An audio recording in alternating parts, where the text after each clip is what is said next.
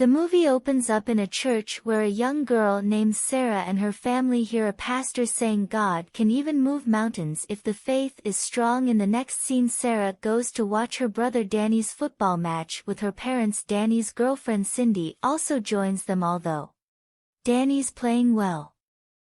The opposing team's player Bronner dives inside the penalty box and earns Danny a yellow card. As a result, a penalty is awarded and Bronner scores it with authority, hence winning the match for his team. After the match, everyone goes over to Sarah's grandfather Sam's place to spend the weekend. Sure. Orderly after the kids hike to a nearby lake for fishing. When Sarah finds a dead bird on the shore, she decides to heal it with her prayers. Danny tries to convince her that she can't bring the dead back to life, however the little girl is adamant that it will work soon. Danny and his girlfriend go fishing while little Sarah is behind and prays for the bird. An hour later the two return only to find Sarah still praying on her knees. Surprisingly, she mentions that she can see God floating in over the lake. Suddenly the wind blows for a moment and the bird comes back to life as it flies. Cindy and Danny are speechless, however they're skeptical that Sarah brought the bird back to life. They assume it must be the wind that woke up the bird. After returning from the lake, Sarah tells her grandfather about the bird. She explains that she saw God standing on the other side of the lake and the bird flaps its wings, so she let it go. Sam, who is very fond of his granddaughter, says he believes her because he always thought Sarah was special. Later that night, after returning home, Sarah calls her best friend Mark, who is wheelchair-bound because of a spinal injury. She tells him about the miracle, but as expected, Mark doesn't buy it. However, when Sarah promises on the Bible, he eventually believes her. After a while, Sarah's mother comes to a room and asks her to think of all the things that she's grateful for that day before sleeping. Surprisingly, the little girl mentions that God will take her to heaven soon, worrying her mother. A few hours later, Danny wakes up his parents, asking them to check on Sarah because she's gotten sick. Thankfully, their family physician Dr. Ben arrives immediately. Osiris' symptoms include high fever and Niger. Ben concludes she has a stomach flu and will be fine. And a couple of days after Ben departs, Sarah's father goes to a room and finds an incredible painting. It's a painting of God that Sarah saw on the lake. 2 days later, Sarah and Mark are returning home from school. On their way, some guys bully Sarah, asking her to bring their dead animals back to life and calling her pathetic. Turns out that Mark revealed the miracle to others because he was excited for his best friend. Meanwhile, Danny and Cindy, who are passing by the street, see the boys troubling Sarah. Result: Danny trip the boys with his football and sends them away. Just then Braun arrives with his dog and provokes Danny for a fight by mocking him for his previous game. At the same time, a car also arrives at a high speed and hits Bronner, his dog, killing it instantly, while Bronner cries over his dog. Sarah steps in and prays for it. Surprisingly, the dog comes back to life and plays with her. Everyone watching the miracle is taken aback. Mark, who's also present among the attendees, requests Sarah to cure him of his spinal injury, although she isn't sure if it'll work. Sarah prays for and it asks God to help her friend walk again. The following morning, Mark's parents take him to the hospital to see Dr. Ben. Turns out Mark has been able to move his toes, which was completely impossible after his spinal cord injury. Surprised, the doctor asks him to move again and Mark successfully does it. Although Ben is stunned, he asks Mark's mother to not have high hopes. Suddenly Mark is able to stand on his feet and walk even after going through such a deadly and incurable injury. The doctors can't believe that Mark is able to walk again. As he walks, Mark is overjoyed and gives the credit to Sarah for healing him. He also mentions Bronner, his dog. Meanwhile, a media person, Dolores, who was at the hospital for up here, is Mark and decides to cover the story, and in no time Sarah is all over the news. In the next scene, Ben and the pastor visit Sarah at her house. When they tell her about Mark, she jumps joy. And thank God for listening to her prayers. The pastor asks are about the lake incident and she describes everything to him. However, Ben isn't convinced and asks Sarah's parents to bring her to the hospital for some examinations. On the other hand, the pastor believes there has to be something special with the girl, as the doctors have no logical explanation for Mark's recovery. Also, he knows that Sarah would never outright lie. Afterwards, Sarah's father goes to a room to find her drawing a girl riding on a horse. When asked, she says the girl came to her dreams and thinks she wants to be friends with her. Turns out the girl is a cancer patient named Teresa who is very fond of horses. She's scared of dying because her cancer is getting worse. Therefore, Teresa's mother, who has learned about Sarah from the news, wants to take her daughter to her to be healed. The following day, many parents arrive with their diseased and disabled children and outside Sarah's house to be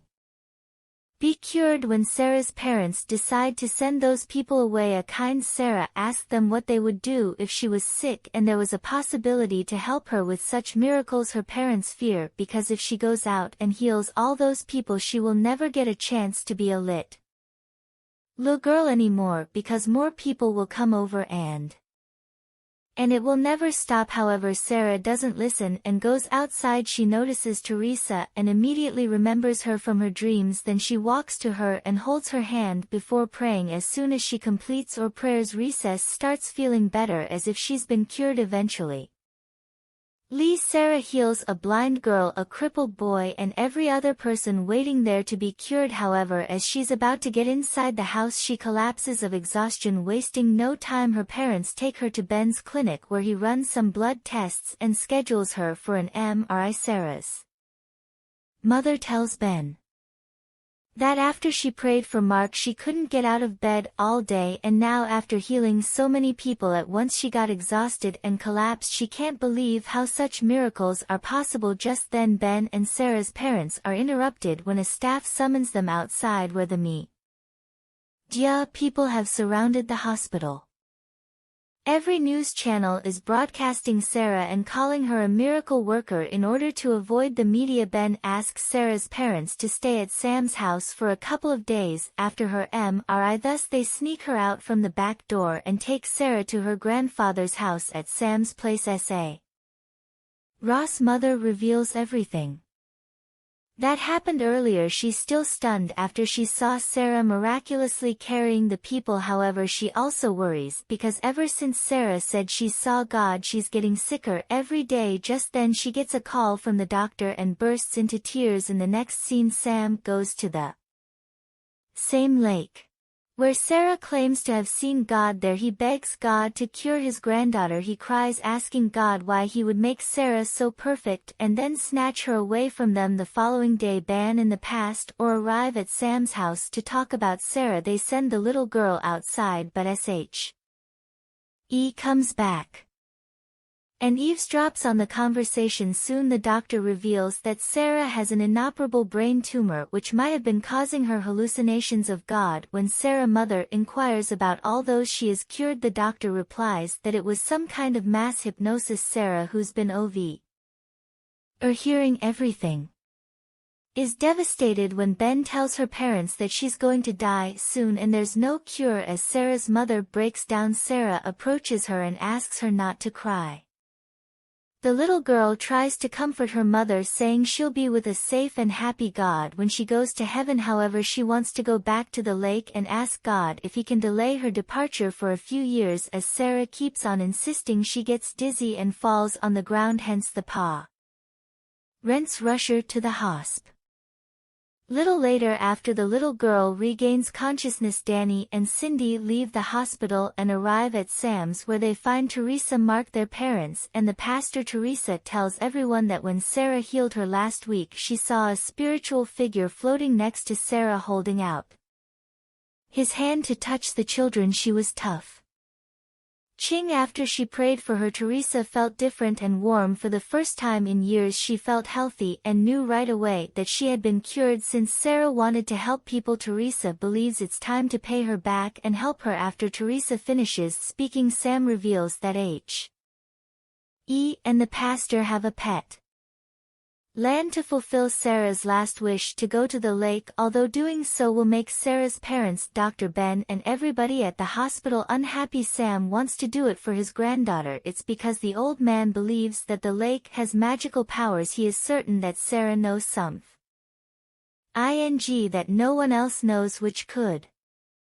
Hearing this, everyone agrees to help Sarah get to the lake. Later that night the group puts on a collective effort and tricks the hospital staff, Sarah's parents, and even Dr. Ben to get the little girl out of the hospital. Once Danny and Teresa mother get into their car with Sarah, the Y are followed by Mark and Cindy. As soon as Sam gets a text from his grandson, he also rushes to his car accompanied by the pastor. Unfortunately, a media reporter sees Sarah inside the car and others inside the hospital. Sarah's parents are shocked to see Teresa instead of their daughter and realize that Sam has taken her to the lake.